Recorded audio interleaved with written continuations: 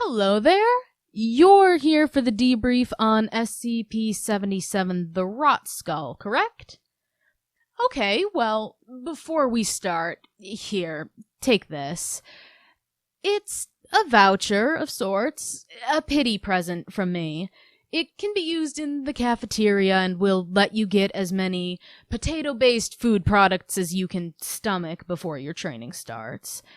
Well, yes, it is oddly specific, but what in this foundation isn't oddly specific?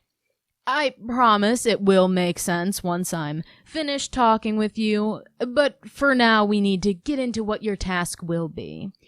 You're going to be joining a group of D class that are trained to recite the runes etched into the skull, while being no less than 30 centimeters away from it, and doing so every 8 hours. While there is a minimum of 20 D-Class within this group total, only 2 to 3 of you will be performing the task at any one given time. This is to limit the negative side effects associated by someone reciting the runes too often. Said side effects include nausea, cramps, headaches, dizziness, incontinence, fever, skin rashes, nosebleeds, and fugue states. But let's not worry too much about that just yet. After all, you still need to go through a week's worth of training with Foundation Linguistics in order to ensure that you can pronounce the runes properly. We don't want you mispronouncing something and then the skull begins to emit SCP-077-1 24 hours later. This is actually part of the reason as to why we do this every 8 hours and with 2 to 3 people at once, along with recording the pronunciations to review for correctness. That way, at least one of you is bound to get it right before the day is done. The vapor, known as SCP-077-1, is known to have the ability to turn all biological matter that it comes into contact with into an ooze that we've been able to identify as rotted potato tubers that were infected with the potato blight.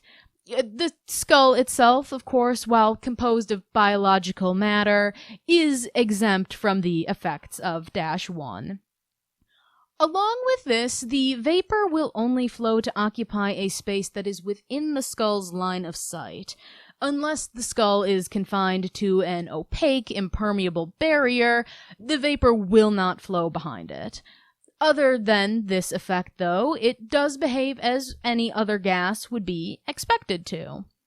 Oh, why not just set it and forget it then? Do you think we haven't tried just locking it in a box and leaving it to sit for eternity? No, it doesn't work. Eventually the gas builds up in the container and it explodes under the pressure. But that's not important information. When SCP-077 was originally recovered from a village in Ireland, it was discovered that the locals had built a shrine to it where they would perform a nightly ritual. The further study of historical documents also informed us that the skull has existed as early as 1848, and at the time the SCP was viewed quite favorably, being referred to as such things as a protector and even a provider. But at some point by 1869, something had changed. It can be assumed that this is when the skull took on the anomalous properties that we can observe today, as descriptions of it became more fearful and resentful. And that should be all. Oh, yes! The meal voucher. I must have forgotten to mention that one side effect. Yeah, every time you take part in the ritual, you have a 60% chance of developing an allergy to potatoes. So, yeah, get your fill while you still can now. At least you're exempt from routine terminations as long as you're a part of this group, though, so. Yeah, I know, a potato-free life is no life at all. Just head on over there.